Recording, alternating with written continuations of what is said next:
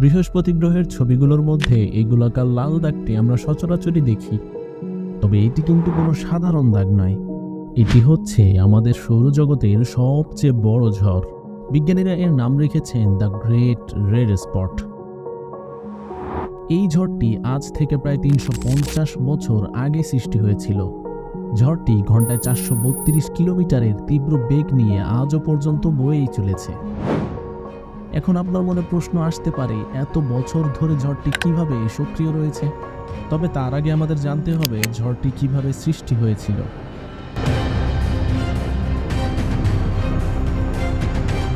What is the Great Red Spot? It's a swirling mass of gas and colored clouds that is bigger than the Earth. Probably the most iconic feature of Jupiter is the crimson-brown storm that's been raging for over 300 years.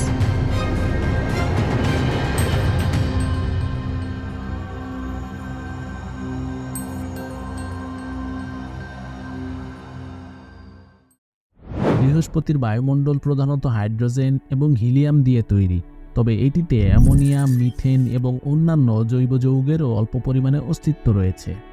এই গ্যাসগুলি সূর্যের তাপ এবং বিকিরণের সাথে প্রতিক্রিয়া করে বায়ুমণ্ডলে অস্থিরতা তৈরি করে।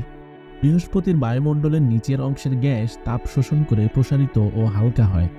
বিপরীতে বায়ুমণ্ডলের উপরের অংশের গ্যাসের তাপমাত্রা অপেক্ষাকৃত শীতল হওয়ায় তা বেশ ভারী থাকে। স্বাভাবিকভাবেই এই ভারী গ্যাস নিচে ডুবে যায়, কিন্তু বৃহস্পতির অক্ষীয় ঘূর্ণনের কারণে এই প্রক্রিয়াটি জটিল হয়ে ওঠে। এই অক্ষীয় ঘূর্ণনের ফলে বায়ু প্রবাহের দিক পরিবর্তিত হয়। এতে বায়ুমণ্ডলের নিচের অংশের গ্যাসের কিছু অংশ উপরে উঠে আসে এবং বায়ুমণ্ডলের উপরের অংশের কিছু গ্যাস নিচে নেমে যায়। এটি ঝড়ের সৃষ্টির জন্য প্রয়োজনীয় শক্তি সরবরাহ করে। সহজ কথায় বলতে গেলে বায়ুমণ্ডলের বিভিন্ন অংশের তাপমাত্রা ও চাপের পার্থক্যের কারণে বায়ু প্রবাহের সৃষ্টি হয়। এই বায়ু প্রবাহের সাথে বৃহস্পতির অক্ষীয় ঘূর্ণন মিশে যাওয়ার ফলে ঝড়ের সৃষ্টি হয়। বিজ্ঞানীদের ধারণা সম্ভবত এই একই প্রক্রিয়াতেই গ্রেট রেড স্পটেরও সৃষ্টি হয়েছিল। তবে এই ঝড়ের রং এত গাঢ় লাল কেন, এ নিয়ে সঠিক কোনো তথ্য এখনও জানা যায়নি, কারণ বৃহস্পতির কোনো শক্ত পৃষ্ঠ না থাকায় এতে কোনো মহাকাশযান পাঠানো যায়নি। এখনও পর্যন্ত যা জানা গিয়েছে তা শুধুমাত্র তার বহিঃপৃষ্ঠের ওভারঅল গঠন দেখেই জানা গিয়েছে। তবে এই লাল রঙের ব্যাপারে কিছু থিওরি রয়েছে। বৃহস্পতির বায়ুমণ্ডলের উপাদানগুলো সূর্যের অতিবেগুনি রশ্মির প্রভাবে ভেঙে গিয়ে পরবর্তীতে আরও জটিল কিছু উপাদান সৃষ্টি করেছে, যা কিনা পরবর্তীতে সূর্যের আলোর প্রভাবে লালচে বর্ণ ধারণ করেছে। আর বর্তমানে বৃহস্পতির যে লাল দাগ দেখি, সেই স্থানেই এই প্রক্রিয়া অনেক বেশি হারে ঘটেছে। এ কারণেই এই জায়গাটি তুলনামূলক বেশি লাল দেখায়। ঝড়টি প্রায় ১৬,৩৫০ কিলোমিটার প্রশস্ত, যা পৃথিবীর চেয়ে ১.৩ গুণ বড়। তবে এটি আগে আরও অনেক বড় ছিল। বর্তমানে এটির আকার ক্রমে ছোট হয়ে আসছে। ১৯ শতকের শেষের দিকে যখন প্রথমে এটি বিস্তারিতভাবে পর্যবেক্ষণ করা হয়েছিল, তখন এটি প্রায় ৪৮,০০০ কিলোমিটার ছিল বলে অনুমান করা হয়েছিল, যা পৃথিবীর সাইজের ৩ গুণেরও বেশি।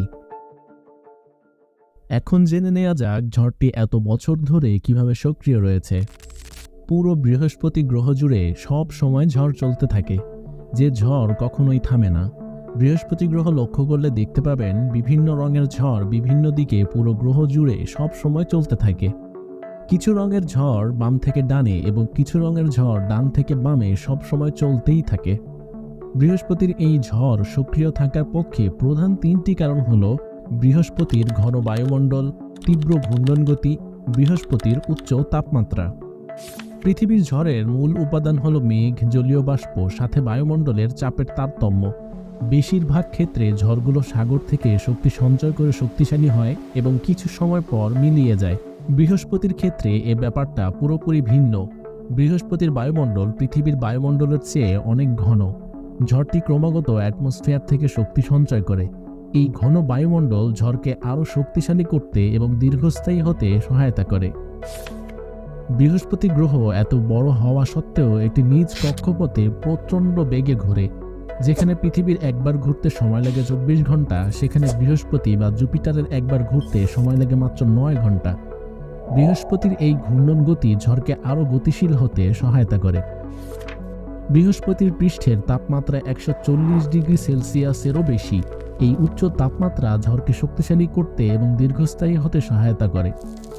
তাছাড়াও সেখানে ঝড়ের গতিবেগ কমানোর মতো কিছু নেই।